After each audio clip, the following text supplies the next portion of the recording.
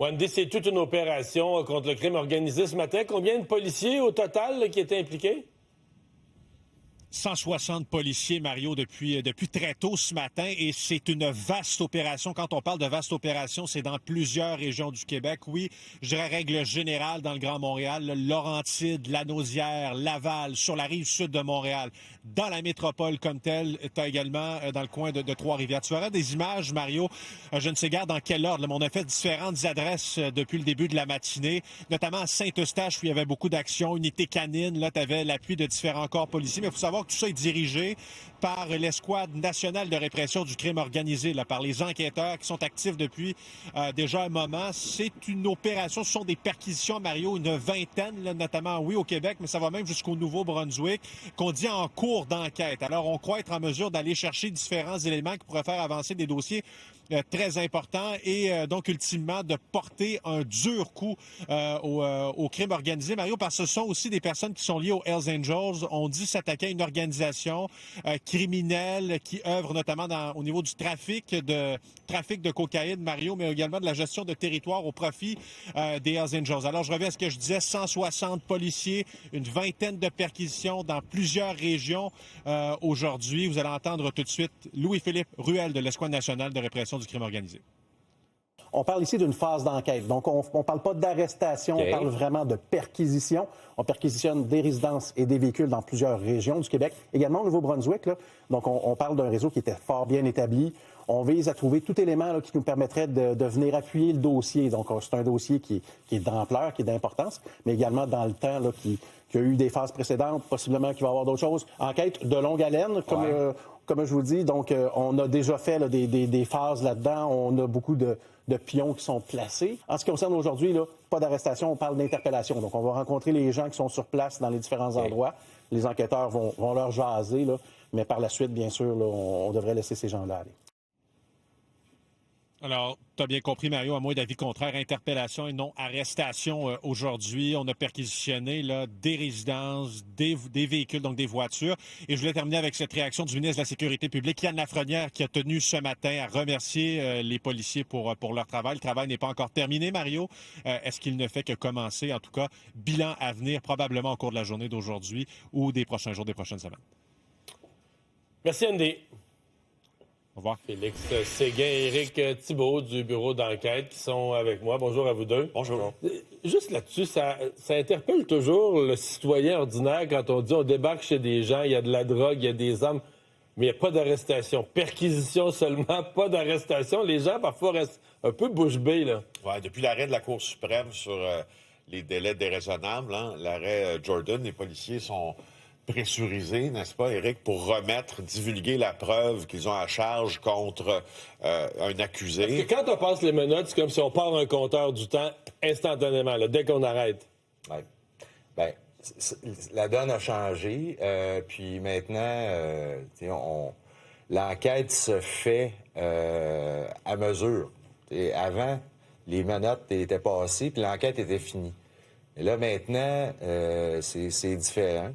Puis ce que moi, je trouve intéressant, évidemment, puis Félix aussi, c'est que c'est la première grosse enquête sur des réseaux de trafic de cocaïne au Québec depuis l'arrestation de Ryan Wedding, qui a été identifié par les autorités américaines comme le fournisseur numéro 1 de cocaïne au Canada. Donc, est-ce qu'il pourrait y avoir certaines personnes là-dedans qui le connaissent? Pas nécessaire. Bien, c'est-à-dire, on ne peut jamais dire jamais, là, mais la profondeur des liens avec Wedding puis des trafiquants québécois est maintenant connue. C'est Éric lui-même qui l'a écrit il y a quelques semaines.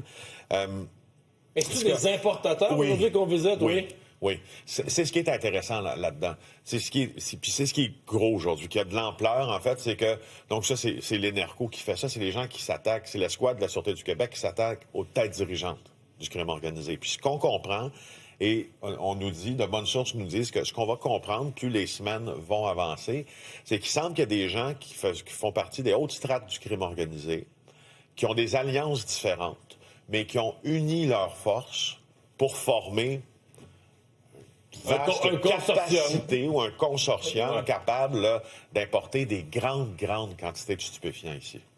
Donc là, on frappe des dirigeants, donc des gens qui sont fortunés, qui emmènent large. Là. Ben, c'est des importateurs présumés, importateurs de cocaïne, qui sont affiliés aux Hells Angels, notamment. Et puis, il y a des... On a entendu des noms, là, puis c'est des gros noms, là. Puis ça va, là, vraiment, là... En haut de la pyramide. En haut de la pyramide, exactement. Mais quand tu dis, Mario, certains sont fortunés, ça, on peut le dire. Là, la réponse, c'est oui. Il y en a certains parmi le groupe perquisitionné aujourd'hui qui trafiquent des stupéfiants depuis le milieu des années 80, d'autres depuis la guerre des motards. Il y en a qui sont des septuagénaires là, et qui ont baigné dans ça. Donc, le pécule qu'ils ont amassé de la vie de plusieurs sources là, est considérable parce que ça fait des années qu'ils font ça. Bien sûr que c'est un métier qui est plutôt risqué parce que quand on est en prison, ben, on peut continuer dans nos affaires, mais on fait moins d'argent. Puis des arrestations, il y en a à Montréal, il y en a au Nouveau-Brunswick aussi. Et mon petit doigt me dit moi, que c'est pas terminé, là. Des perquisitions, je veux dire. Ouais. Généralement, s'il y a des perquisitions début février, c'est quoi? C'est que parce qu'il va y avoir une rafle un jour, il va y avoir un matin que ça va être la rafle complète, on va arrêter, on va embarquer tout le monde. C'est quoi, 6 mois après, 1 an après? Ben, par exemple, écoute, on se souvient du projet Alliance. C'était la plus grosse enquête criminelle au Canada. C'est les confessions là, du tueur à gages Frédéric Silva. Il y a eu des perquisitions en quelque part 2024, l'été printemps 2024, l'été 2024, puis il y a eu des arrestations au mois de juin dernier. Ça peut être long quand même. Ça peut être long, des fois c'est 2 ans même, mais ça finit... Paradoxe dans ça, hein, Mario? Ta question de départ, les policiers font des perquisitions, c'est l'équivalent de dire à une personne que le ministère public voudra accuser à un moment donné de dire « Regarde, tu es sous enquête puisque tu es perquisitionné. » Alors, ces gens-là qui sont perquisitionnés aujourd'hui... Mais est-ce qu'ils gardent des choses chez eux? Non. Mettons, dans les maisons, on trouve pas... Il n'y a pas de drogue, il y a pas de drogue dans le tiroir de la cuisine, puis il n'y a pas de traces d'argent comptant, puis de transactions. Les transactions écrites en main sur une feuille, il n'y a pas ça dans... C'est très rare chez les joueurs les plus importants du réseau. Ce qu'on va chercher, Mario, c'est des traces, des communications incriminantes, des listes de comptabilité. Est-ce qu'ils repartent avec leur sel, mettons? Ils peuvent avoir le mandat pour les perquisitionner. Il y a la trace de comptabilité est assez pertinente. Des fois aussi, il y a même on cherche des écussons, exemple, liés aux Hells Angels pour être capable de lier une personne. On fouille dans les garde-robes. On fouille partout. On fouille dans les garde-robes. Les joueurs en question, mettons que tu es un importateur. Bon. En tout temps, tu peux penser que la police te surveille, mais mettons que tu as eu la paix depuis 2-3 ans, tu fais rentrer de la dope au pays, tu fais beaucoup d'argent. Là, tu as une perquisition chez vous. Mettons que tu avais une importation prévue en mars prochain, t'as fait-tu quand même? Parce que là, tu dis, écoute, là, je suis peut-être sous écoute, sous surveillance ou non. Une fois que tu as une perquisition chez vous, est-ce que tu arrêtes là ou... L'avantage, c'est quoi la chanson? L'avantage du réseau là, que tu as qualifié de consortium, là, pas loin de la vérité dans ça, c'est que tu répartis ton risque aussi. Alors, c'est pas parce que toi, tu es perquisitionné que le réseau, nécessairement, peut être aussi peut-être affaibli. On en trouve un autre qui a moins de chaleur sur lui. Et tu dois te douter, Mario, que ces gens-là, s'il y a des perquisitions aujourd'hui, il y a possiblement de l'écoute électronique sur les cibles de l'enquête depuis un bout de temps. Puis l'écoute électronique, elle va se poursuivre. Donc, ces gens-là, il y a des chances qu'ils jasent. Donc, ça peut aussi amener de l'eau au moulin de l'enquête. Merci à vous deux. Désolé. On va continuer à surveiller ça. Au revoir.